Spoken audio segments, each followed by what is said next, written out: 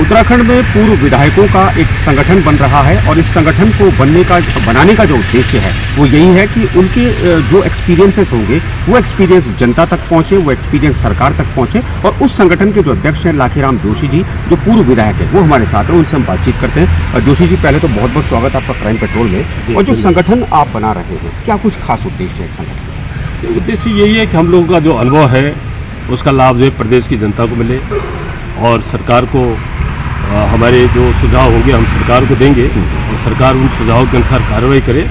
और निश्चित जो है प्रदेश में जो ज्वलंत समस्याएं हैं उनका निराकरण भी होगा और उसमें हमारे अनुभव के आधार पर जो हम जो प्रदेश की जनता का जो हम अच्छा जो विचार हम लोगों के मन में आया है उसका फायदा लोगों को मिलेगा। जी, अब किस तरीके से आप देख रहे हैं इस संगठन को कि अगर इस संगठन में अगर लोग और जुड़ते हैं, विधायक अन्य जुड़ते हैं, तो क्या आपको लगता है कि वो कौन कौन सी ऐसी मांगे होंगी, कौन से ज्वलंत मुद्दे होंगे जिनको आप उठाना सबसे बड़ी प्राथमिकता है? अब इसमें देखिए हमारे जो जितने भी पूर्व विधायक हैं वही इसमें जुड़ सकते हैं। जो विधायक रह करके जो 5 साल का कार्यकाल पूर्ण करे, कई लोग दोबारा जीत जाते हैं, कोई नहीं जीत पाते हैं, तो जो पूर्व विधायक होंगे वही इसके सदस्य होंगे। और इसमें चूँकि सभी पार्टियों के लोग हैं, इसमें भारतीय जनता पार्टी, कांग्रेस, उसमें यूकेडी है, उसमें निर्दलीय भी है, तो सभी लोग उसमें हैं। तो जो कैसे ऐसे बहुत सारे मुद्दे हैं जिन पर जो है एक राय होना हम सब के लिए जैसे बहुत मतलब कैसे कई बहुत ऐसे मुद्दे हैं प्रदेश में जिन पर एक राय हो सकते हैं सब जो है।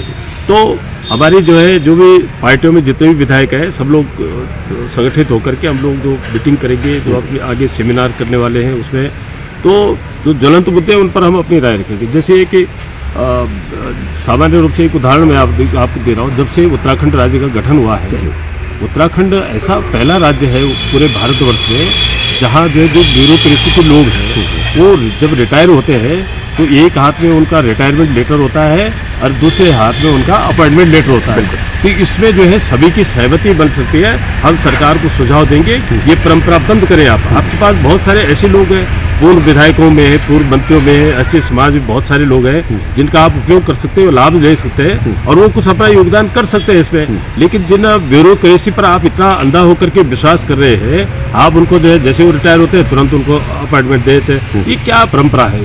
इसको खत्म करना। तो इसमें सबकी एक राय हो सके।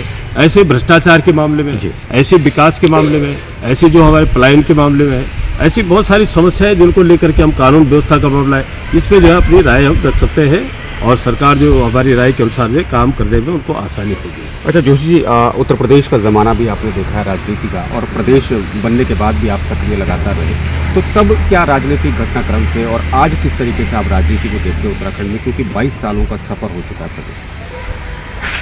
अब देखिए 22 साल का सफ़र तो हो गया है, लेकिन जो हमको जिस उद्देश्य के लिए हमने उत्तराखंड राज्य का निर्माण किया था, हम ये चाहते थे कि पहाड़ का विकास पहाड़ के लोगों के हाथ में हो, वो अभी तक नहीं हो पाया है। हालांकि पहाड़ के लोग जो है उसमें सत्ता के प्रमुख पदों पर बैठे हैं और वही उन्हीं के आसपास जो है सत्ता घूमती है, लेकिन दुर्भाग्य क्या है कि वो लोग भी पहाड़ छोड़ करके मैदान आ गए। ये दिक्कत ये हो गई है। और पहाड़ के बारे में जो है जो पलायन है 2000 जब उत्तराखंड राज्य बना उसके बाद जो पलायन की गति इतनी तेज हो गई है कि हर कोई जो है वो पलायन जो है वो पहाड़ में नहीं रहना चाहता। लोगों का क्या है कि कई लोग कहते हैं साहब पहाड़ में रोजगार नहीं है इसलिए हम नीचे आ रहे हैं, लेकिन ऐसा नहीं है। ये बिल्कुल गलत धारणा है।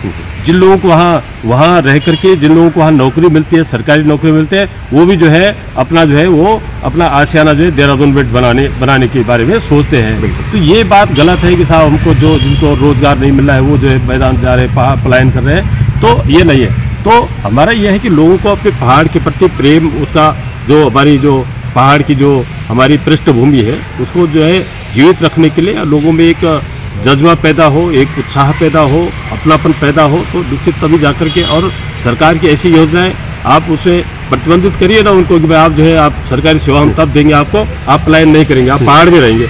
आपको हम नौकरी जब पहाड़ में दे रहे हैं तो आप जो है पलायन क्यों कर रहे हैं? और दूसरा ये है कि पहाड़ में जो जितने भी लोगों को नौकरी लगी है वो ज़्यादातर पलायन किए हुए हैं, वो नीचे से वहाँ जाते नहीं है। स्कूलों की हालत इसलिए खराब हो गई है वहाँ, क्योंकि जो पलायन करके आ गए वो फिर वहाँ जो है वहाँ जाना नहीं चाहते, वहाँ रहना नहीं चाहते, वहाँ पढ़ाना नहीं चाहते, वहाँ मतलब काम नहीं करना चाहते। ये बड़ी समस्या हो गई। तो ये सारी परिस्थितियों को देखते हुए हमें चाहते हैं इसमें कि सटीक जो है सरकार की तरफ से सख्त निर्णय होने चाहिए, उसमें एक दिशा तय हो, दशा तय हो, उसमें बॉन्ड भरा जाए उनसे। आप जो मेडिकल में आप जो 15,000 रुपये में आप MBBS करवा रहे हैं, तो आप उनसे बॉन्ड भरा रहे हैं कि पहाड़ में रहना पड़े। आप सबसे करवाइए ना, बॉन्ड भराइए कि आप पहाड़ में जो हम नौकरी दे रहे हैं तो आप उनको वहाँ रहना पड़ेगा। ये बहुत सारी चीज़ें हैं उसमें। और जो राजधानी का विषय है, राजधानी आप जो है पहाड़ में जाइए ना, वहाँ तो आप नीचे वो जो है जितने भी अधिकारी है सब देहरादून में बहुत बस्ती कर रहे हैं। आप गैरसैंण जाइए ना, वहाँ सचिवालय बनाइए, वहाँ क्यों नहीं बना रहे? आप बिना राजधानी की घोषणा किए हुए आपने सारे जितने भी विभागों के निदेशालय देहरादून में बना दिए। क्या मतलब, किसने कहा तुमको बनाने के लिए? ये सब जो है सारा लाखों अरबों खरबों रुपए उन्होंने यहाँ बर्बाद कर दिए पहाड़ की। देहरादून में जो खेती होती थी, यहाँ जो हरापन था वो सब खत्म हो गया। यहाँ तो कंक्रीट के जंगल खड़े हो गए और पहाड़ जो सूने हो गए। तो आखिर ये विकास की दिशा में हम कहाँ जा रहे हैं? इसमें हम लोगों का जो अनुभव है उसको देखते हुए उस समय आप अगर उत्तर प्रदेश में थे तो उत्तर प्रदेश में हम तो बहुत अच्छा थे, बहुत अच्छा महसूस कर रहे थे। उस समय और इस समय में बहुत अंतर है। उस समय तो पहाड़ हर पूरा गांव जो है हरा भरा होता था, सब लोग जो है खुशहाल गांव थे। आज वहाँ गांव वीरान पड़े हुए हैं। तो उत्तराखंड बना करके हमको क्या फायदा मिला? ये तो पलायन और बर्बादी। अच्छा, पलायन का आपने जिक्र किया, वाकई बहुत गहन मंथन होना चाहिए। उसके अलावा जो नीति नियंत्रण है, क्या आपको लगता है कि नीति नियंत्रणाओं की कमी है? क्योंकि अगर नीतियां अगर ठोस बनती और जिस तरीके से आपने कहा कि सरकार अगर ठोस कदम उठाती तो ये चीज़ें नहीं है। कुल मिलाकर के जो है देखिए, हर राज्य की एक नीति होती है। जम्मू कश्मीर है वो पर्यटन के रूप में उसको जाना जाता है। हिमाचल प्रदेश है वो जो है तीर्थाटन और वो जो है पर्यटन और ये बागवानी इसके रूप में जाना जाता है। और उत्तराखंड जो है किस रूप में जाना जाता है, इसकी कोई पहचान नहीं बन पाई है।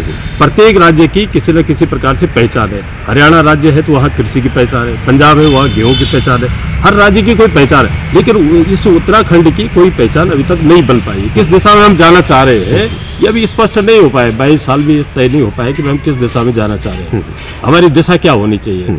तो दिशा तो यहाँ क्या दुर्दशा की तरफ हम जा रहे हैं। दुर्दशा ये है कि हम पलायन की तरफ जा रहे हैं। पलायन हो रहा है, सारे पलायन करके जो है अपना घर बार छोड़ करके, खेती छोड़ करके, अपने बाग बगीचे छोड़ करके सब जो है शहरों में आना चाहते हैं। तो ये सब जो ये अच्छा स्वीकृत है। इसमें विचार, बहुत गंभीर विचार करने की आवश्यकता है। इसमें जो सरकार ने पलायन आयोग बनाया था, तो पलायन आयोग जो है उनका कुछ समय तक मुख्यालय पौड़ी में रहा, उसके बाद पलायन आयोग भी पलायन कर गया। समस्या ये है कि वो भी पलायन कर गया। अब वो भी देहरादून में बैठ करके यहाँ जो है वो जो है अपना कार्यालय खोल दिए है। तो ये सब जो है ये जो विकृति आ गई, मानसिक विकृति आ गई है। अब पहाड़ में सेवा के लिए आप जा रहे हैं, वहाँ दुर्गम और सुगम कर दिया। अब पहाड़ दुर्गम थोड़ी हो सकते हैं, वो तो हमारी पुण्य भूमि है, तीर्थ भूमि है, वो दुर्गम कैसे हो सकती है? तो ये सब चीज़ें जो है लोगों की जो धारणा बन गई है ये सब बहुत खराब है। इसको बदलने की आवश्यकता है और इस दिशा में सरकार को बहुत कुछ प्रयास करने की आवश्यकता है। और उससे हम जैसे लोगों के जो पूर्व विधायक हैं, जिन्होंने समाज में रह करके काम किया है, पूरा जीवन इस संघर्ष में रहा है, तो ऐसे लोग की जो है आप जो है राय लीजिए।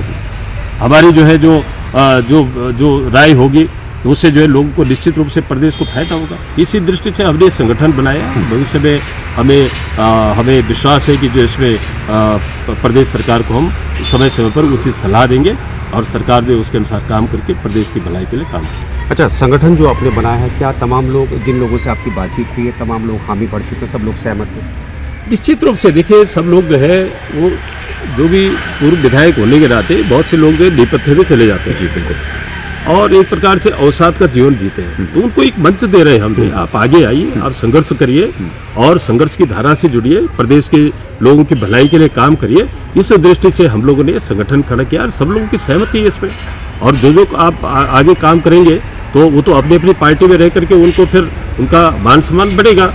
तो कुल मिलाकर के हमारा उद्देश्य ये है कि सब लोग अपनी अपनी पार्टियों में रहें और काम करें। चलिए, हमारी बहुत बहुत शुभकामनाएं आपके साथ हैं। तो जोशी जी हमारे साथ हैं, जिनका साफ तौर पर यह कहना है कि बहुत गहन चिंतन है जिसको लेकर इस संगठन को बनाया गया है और उन्हें पूरी उम्मीद है कि जो बातें वो सरकार के समक्ष रखेंगे तो सरकार भी इन बातों पर मंथन करेगी ताकि आने वाले समय में जो विकृतियाँ इस प्रदेश में पैदा हुई हैं उन विकृतियों को खत्म किया जा सके। देहरादून से क्राइम पेट्रोल के लिए कैमरा पर्सन अफजाल के साथ कैलाश प्रसाद।